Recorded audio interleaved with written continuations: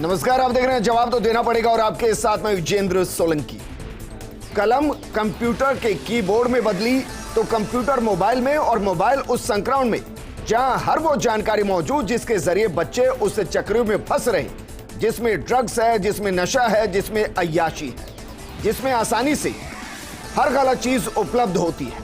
सवाल यह है कि क्या इस चक्रव्यूह में फंसे अभिमन्यु जो हजारों युवा हैं, उनको बचाने के लिए और इस चक्रव्यूह को तोड़ने के लिए पुलिस के पास कोई अर्जुन है या नहीं?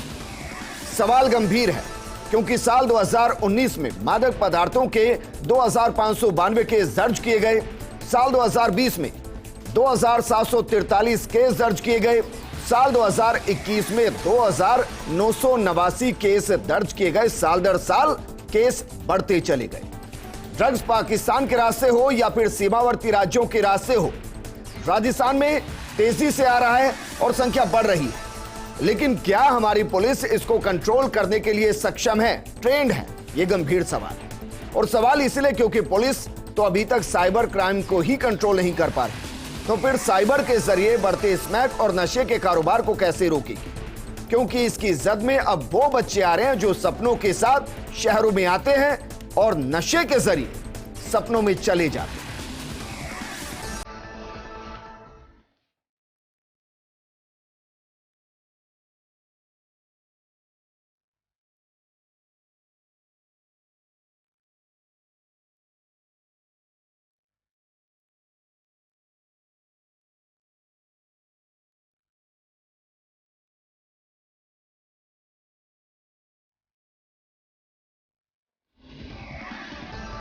सबसे पहले आपको कुछ आंकड़े दिखाते हैं, और आंकड़े उन शहरों के दिखाते हैं जहां आपके बच्चे पढ़ने जाते हैं सपनों के साथ। और फिर वहां होता क्या है, सबसे पहले शुरू करेंगे एजुकेशन सिटी कोटा के साथ। कोटा के आंकड़े आपको दिखाते हैं, क्योंकि कोटा के अंदर जिस तरीके से देश भर से कोचिंग करने के लिए स्टूडेंट्स आते हैं, ऐसे में उम्मीदें बहुत ज्यादा होती है कि किस तरीके से बच्चे यहां सही तरीके से रहें और सही एजुकेशन ले। लेकिन ऐसा होता नहीं। आंकड़े बहुत कुछ बयां करते हैं। जरा देखिए, जनवरी से अब तक नारकोटिक्स ब्यूरो ने 21 मामले पकड़े हैं, और ये सिर्फ एक शहर के आंकड़े हैं। 27 तस्करों को गिरफ्तार कर जेल भी भिजवाया गया। लेकिन आंकड़े कम नहीं हो रहे हैं। आंकड़े आपको हमने पहले दिखाए।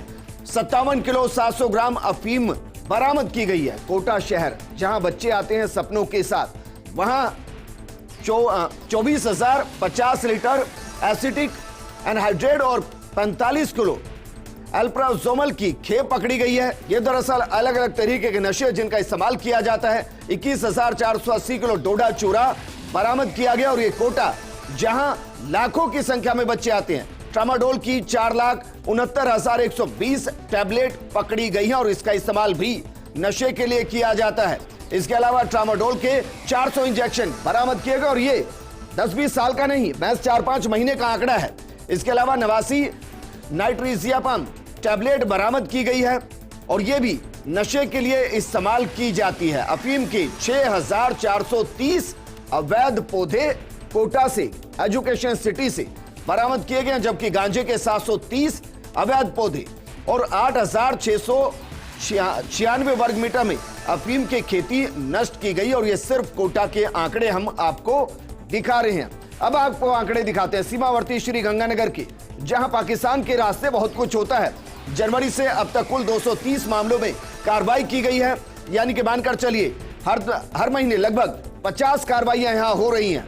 इसके अलावा अगर बात की जाए मामलों में, कुल 444 आरोपियों को गिरफ्तार किया जा चुका है। महज 5 महीने के आंकड़े हैं। अफीम के 29 केस पकड़े, 42 आरोपी गिरफ्तार किए गए हैं। 21 केस में 11 किलो 67 ग्राम अफीम पकड़ी गई, और 19 केस में 36 किलो 89 ग्राम गांजा पकड़ा गया। 28 इसमें भी गिरफ्तार किए गए हैं। मामले हैं श्री गंगानगर के। 38 केस में 1.82 किलो स्मैक पकड़ी गई है। इसमें 56 आरोपियों को गिरफ्तार किया गया है। 98 केस में 2,462 किलो डोडा चूरा पकड़ा गया है। 193 गिरफ्तार किए गए हैं। गंगानगर की बात हम कर रहे हैं। 25 केस में 96,925 गोलियां और 131 सिरप और 4 इंजेक्शन भी पकड़े गए हैं। ये श्री गंगानगर के आंकड़े हैं, इनको जरा समझिए। अन्य पदार्थों की तस्करी मामलों में 86 आरोपी भी गिरफ्तार किए गए हैं। इससे अलावा अगर आगे भी बात की जाए तो एक और शहर की बात करते हैं, बाड़मेर की बात करते हैं, क्योंकि बाड़मेर के आंकड़े भी काफी चौंकाने वाले हैं। और ये सिर्फ 3 शहर हम इसलिए आपको दिखा रहे हैं क्योंकि जयपुर के आंकड़े भी कहीं इससे ज्यादा इस साल एनडीपीएस एक्ट के तहत 72 प्रकरण दर्ज किए गए हैं। बाड़मेर की बात कर रहे हैं और इस दौरान अगर बात की जाए तो 14 किलो 740 ग्राम हेरोइन पकड़ी गई है, 284 ग्राम स्मैक पकड़ी गई है। यह आंकड़े बाड़मेर के हैं। 1942 किलो 150 ग्राम डोडा और 930 ग्राम अफीम, 9 किलो 327 ग्राम अफीम का दूध भी पकड़ा गया। बाड़मेर की बात कर रहे हैं। इसके अलावा 4 किलो 380 ग्राम गांजा और 376 ग्राम एमडी भी पकड़ी गई। और ये अलग अलग शहरों के आंकड़े हम आपको दिखा रहे हैं और आंकड़े इसलिए हम आपको दिखा रहे हैं क्योंकि इन आंकड़ों के जरिए आपको समझ में आए कि किस तरीके से हमारे बच्चे नशे के कारोबार में फंस रहे हैं, नशे की जद में आ रहे हैं। लेकिन 3 जिले हमने आपको दिखाए। दरअसल राज्य में सबसे ज्यादा प्रभावित 9 जिले हैं, जयपुर, जोधपुर, कोटा, श्रीगंगानगर, हनुमानगढ़, भीलवाड़ा, प्रतापगढ़, चित्तौड़गढ़ और उदयपुर। यहां बाकायदा चौकियां गठित होनी थी, लेकिन वित्त विभाग ने एसओजी में एंट्री ड्रग्स की 9 नई चौकियों के गठन पर असहमति व्यक्त कर दी। वित्त विभाग की असहमति के बाद गृह विभाग ने पुलिस मुख्यालय से नए सिरे से कार्य योजना मांगी। अब सवाल यह है कि अगर एंट्री ड्रग्स को लेकर सरकार और गृह विभाग गंभीर है तो फिर यह चौकियां क्यों नहीं खोली गई? इस मुद्दे पर बात करने के लिए हमारे साथ मौजूद है बीजेपी नेता शैलेंद्र दाबाई जी, कांग्रेस नेता प्रतीक सिंह जी, मनोचिकित्सक के तौर पर डॉक्टर महिपाल जी हमारे साथ हैं, हमारे साथ रिटायर्ड पुलिस अधिकारी अनिल गोठवाल जी हैं और हमारे साथ संवेदना रिसर्च फाउंडेशन के chairman doctor RC Sahni ji भी जुड़े हुए हैं। शुरुआत करना चाहेंगे प्रतीक सिंह जी आपके साथ। नशे को तो रोकना होगा और युवाओं को भी बचाना होगा, तो जरा बताइए कि क्या किया जा रहा है? जयपुर शहर में आप कहेंगे तो 4 फोन लगवा देंगे और आपको आसानी से सारी चीजें मिल जाएंगी। नहीं, जो पूरे राजस्थान में आप जो आंकड़े दिखा रहे हैं वो इसीलिए जो कार्रवाई हुई है कि हमारी जो सरकार है और प्रशासन है वो पूरा मुस्तैद है नशे को रोकने के लिए। अब ये नशे की अगर आप जो बात कर रहे हैं, ये नशा ज़्यादातर जो है वो गुजरात के मुंद्रा पोर्ट से आ रहा है। अभी 2 दिन पहले भी 75 किलो हीरोइन वहाँ से बरामद हुई है और 21 सितंबर 2021 को वहाँ से लगभग 75,000 करोड़ की जो ड्रग्स थी वो मिली थी। तो ये पूरा जो खेल चल रहा है वो मुंद्रा पोर्ट से पूरा हीरोइन लाने का और तालिबान के रास्ते और अफगानिस्तान से लाने का खेल चल रहा है। तो इसको रोकने के लिए मोदी सरकार को पूरी जिम्मेदारी अपनी व्यक्त करनी चाहिए। और हम सब कह रहे हैं कि अपने राजस्थान में जब कोई घुसता है तो मोदी सरकार की चौकियां लगी हैं, उनको रोकना चाहिए। आप ये कह रहे हैं कि जयपुर शहर में कोई घुसता है तो ये दरअसल गुजरात से आ रहा है। हम लोग पूरी कार्रवाई कर रहे हैं, तभी तो इस तरीके से कौन ले रहा है मुझे बताइए। हम किसी की राजस्थान की जिम्मेदारी है या नहीं? हम पूरी, या ये गुजरात को सौंप दे या केंद्र सरकार को सौंप दे कि हमारे युवाओं को बचा लीजिए? नहीं, ये पूरे सिर्फ राजस्थान की नहीं है। जो नशे की बात है वो पूरे हिंदुस्तान की बात है और राजस्थान में हमारी जो सरकार है वो पूरी तरीके से मुस्तैद है। और आप जो इतनी सारी कार्रवाई देख रहे हैं वो इसीलिए देख रहे हैं कि जो भी इस नशे के कारोबार में लिप्त पाया जा रहा है उसके खिलाफ कठोर से कठोर कार्रवाई की जा रही है। लेकिन ये जो नशे का जो कारोबार है सिर्फ राजस्थान तक सीमित नहीं है। आप इसको राजस्थान से अगर सीमित रख रहे हैं तो ये गलत होगा। ये पूरे हिंदुस्तान में जो फल फूल रहा है वो इसीलिए फल फूल रहा है कि जो मुंद्रा पोर्ट, जो अडानी पोर्ट है, उस रास्ते से, जो ईरान के रास्ते से, अफगानिस्तान के रास्ते से बहुत बड़ी मात्रा के अंदर बड़ी खेप आ रही है। और अभी 2 दिन पहले भी आपने देखा होगा, श्रीगंगानगर के रास्ते आता है, हरियाणा से अलवर के रास्ते आता है, गंगानगर और हरियाणा से जो आ रहा है उसको पकड़ रहे हैं हम लोग और पूरी तरीके से मुस्तैद है। लेकिन आप इसको तो नेगलेक्ट नहीं कर सकते कि 1,75,000 करोड़ रुपए की हीरोइन जो आई है मुंद्रा पोर्ट पे, वो कहाँ गई? वो मोदी सरकार आज तक जवाब नहीं दे पाए। जो 25,000 करोड़ रुपए की जो ड्रग्स आई थी 16 सितंबर 2021 को, वो पकड़ा तो पूरे हिंदुस्तान ही नहीं पूरे देश में सबसे बड़ी कैप पकड़ी गई थी। तो इस तरीके से जो पूरे ड्रग्स आ रही है गुजरात के अंदर, शैलेंद्र दवाई जी, क्योंकि राजस्थान एक स्टेट है, केंद्र का, देश का एक स्टेट है। अगर देश के अंदर नहीं होंगी चीजें तो राजस्थान में भी नहीं होंगी।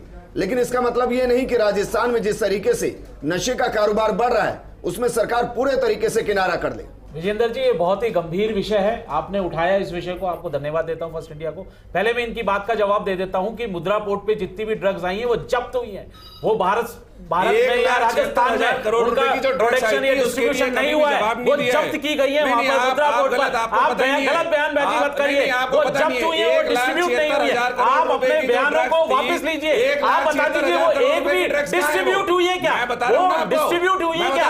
आप बताइए जो वहां जून जब्त के हुई वो अंदर सारी की सारी और कार्रवाई की है। आज राजस्थान क्यों फेल हो रहा है? आज विजेंद्र जी ने जो आंकड़े गिनाए थे 3 साल के आंकड़े गिनाए, आपके पास कोई जवाब नहीं है। 1,76,000 करोड़ रुपए की ड्रग्स कहां गई?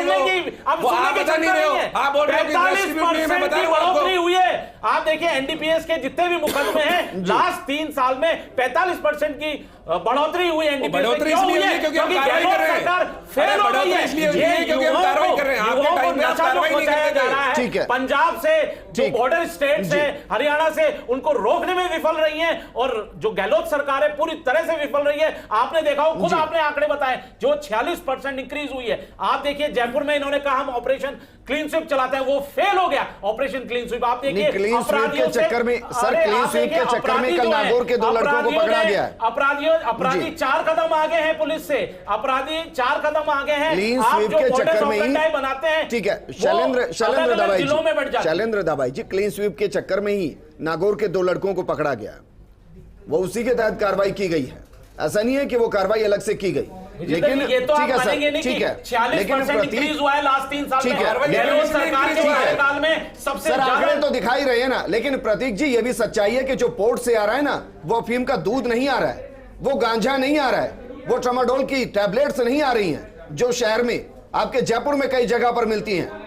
सच्चाई अभी है, आज भी कई हुक्का बार हैं जो खुलेआम चल रहे हैं और जिनके पास लाइसेंस नहीं है, जहां आपको सारी चीजें मिल जाएंगी। मैं आपके पास आऊंगा, ठीक है, दवाइयों की दुकानों पर बिक रही है। ड्रग्स कंट्रोल क्या कर रहा है? डिपार्टमेंट क्या कर रहा है? अनिल कोटवाल जी, सर 9 चौकियां बननी थी, 9 जिलों के अंदर 9 चौकियां 9 शहरों के अंदर बननी थी, जहां सबसे ज्यादा ड्रग्स का कारोबार है। वो फाइल अभी अटकी पड़ी है, मैं उस पर नहीं जा रहा हूं, लेकिन क्या वाकई में आपको लगता है कि जितने शातिर तरीके से ड्रग्स शहरों के अंदर सिस्टम के अंदर घुस रही है, उतने ही शातिर तरीके से उसको ब्रेक करने का कोई मैकेनिज्म अभी तक पुलिस ने तैयार किया?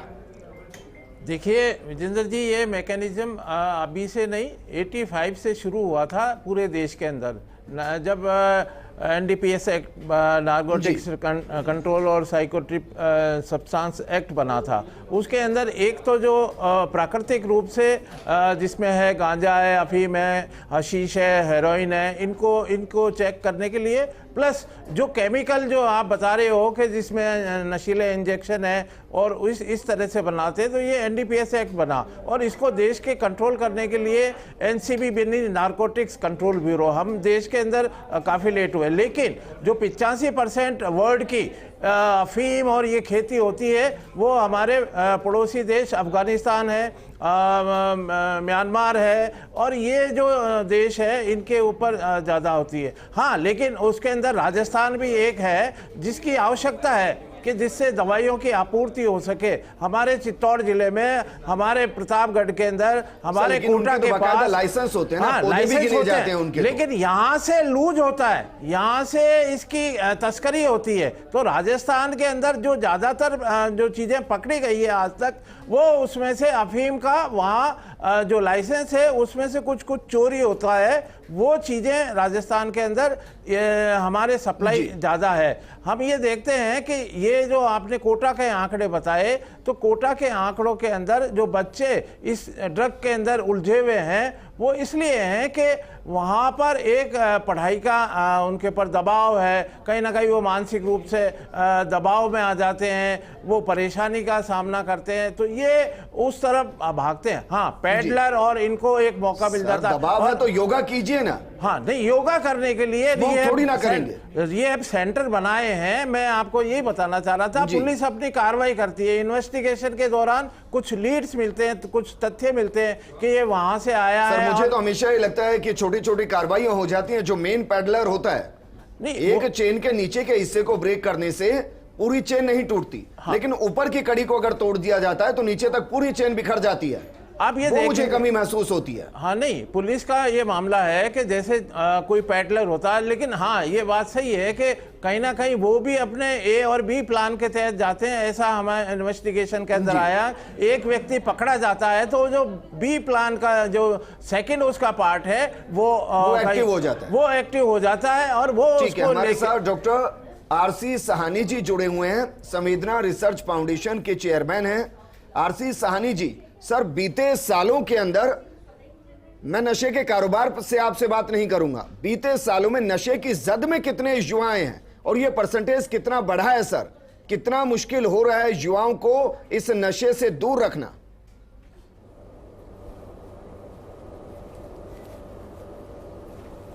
युवाओं के लिए दरअसल एक बहुत बड़ी खतरनाक चुनौती है और युवा के ऊपर इस नशे का शिकंजा बड़ी तेज गति से बढ़ता जा रहा है जी। यूएन के अनुसार भी पिछले एक दशक में 10% से ज़्यादा इसकी वृद्धि हुई है। ये एक बड़ी चिंता की बात है और युवा निश्चित तौर पर इसके अंदर इस कुचक्र में फंसते जा रहे हैं। इनकी संख्या में बढ़ोतरी हुई है। नशे के अंदर बहुत तेज गति से युवाओं का इन्वॉल्वमेंट हो रहा है जी। और ये एक समस्या तो सामाजिक समस्या है, न कि केवल हेल्थ समस्या नहीं है, केवल पुलिस की नहीं है। जब तक कि इस सामाजिक समस्या के लिए समाज खड़ा नहीं होगा, जागरूकता नहीं पूरी फैलाई जाएगी। और जागरूकता का मतलब मात्र जानना नहीं है, उसको अमल में लाना है। उसके लिए बहुत सारे सक्रिय वॉलंटियर्स तैयार होकर और एक आंदोलन के रूप में जब तक शुरू न होगा, जैसे अभी जिक्र हो रहा था आपका, हमारे एरिया में ओपियम ग्रोइंग एरिया है, ये बात सच है। और ओपियम ग्रोइंग एरिया में हमने जाकर कठपुतली और स्ट्रीट प्लेस के माध्यम से उनको एक्सप्लेन किया कि आपकी 10, 20, 30, 50 हज़ार, 1 लाख का लालच जो है उससे करोड़ों का नुकसान होता है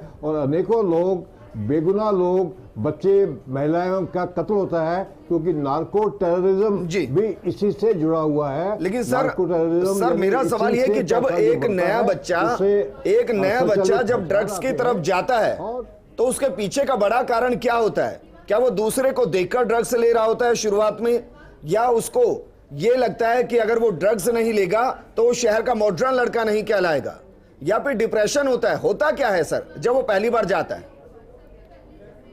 That's right. पहली बात तो यह है कि उसकी मनोस्थिति कुछ बिगड़ी होती है।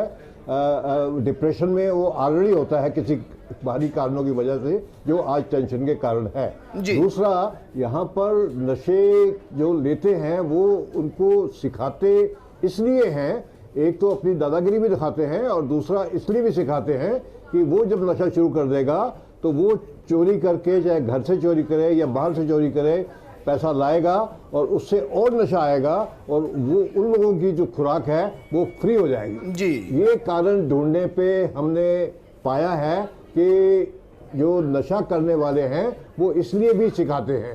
प्लस इसमें जो अच्छा सर, ये तो मार्केटिंग चेन हो गई कि आप 10 को जोड़ दीजिए, आपको पूरा सामान मुफ्त मिलेगा। और ये नशा निरंतर वापस मैं जोड़ूंगा सर आपके साथ।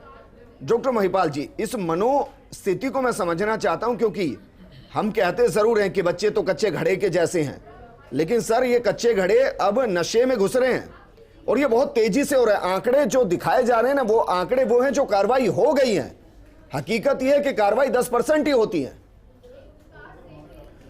ठीक है सर, ये मेन कारण इनका जो एडोलेसेंट में जो नशे चालू करने का ये कारण होता है कि एक तो होता है कि poor parental monitoring and supervision जी।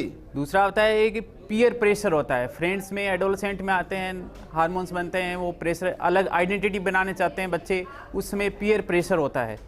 एक होता है इसके अंदर ये भी फील होता है बच्चों में कि सोशल रिजेक्शन नहीं हो जाए, इसके साथ में वो पीयर के साथ इन्वॉल्व हो जाते हैं। ये कुछ रीजन होते हैं कि बच्चे, स्टूडेंट्स जैसे अच्छा, सोशल रिजेक्शन मतलब सर क्या वाकई में ये एक अलग तरीके का समाज है जिसमें बच्चा घुसना चाहता है? नहीं सर, ये स्पेशली पीयर ग्रुप्स के अंदर अलग से एक बच्चा कहेगा कि मैं ये नशा नहीं करना चाहता, तो ही और शी विल फील दैट कि मुझे अलग से माना जाएगा, इसीलिए वो सोशल रिजेक्शन फील करने के हिसाब से वो चालू कर देते हैं इनिशियल में। दूसरा है कि स्टूडेंट्स जाते हैं, जैसे कोटा में है, कोचिंग सेंटर है, कोटा बहुत बड़ा हब है, इसके अंदर घर से बहुत दूर रहते हैं, तो इसकी वजह से और स्टूडेंट्स होते हैं monitoring फर्स्ट नहीं है, टाइम कुछ भी में करते हैं। मॉनिटरिंग नहीं होती, और फर्स्ट टाइम में शुरुआत में जाते हैं तो उनके साथ में माहौल अलग होता है, एडजस्टमेंट में थोड़ी सी दिक्कत आती है, कई बार अपने कंपटीशन की भावना भी इतनी भर दी जाती है उनमें, आपको सिलेक्शन करवाना है, इसमें ये करना है, तो उनमें लेटर ऑन थोड़ा एंजाइटी डिप्रेशन भी डेवलप हो जाता है, जिसको वो रिलीव करने के लिए इनिशियल में रिलीव करने के लिए वो शुरुआत कर देते हैं, या अब ये कह रहे हैं कि स्ट्रेस को कम करने के लिए मेडिसिन के तौर पर ड्रग्स लेते हैं।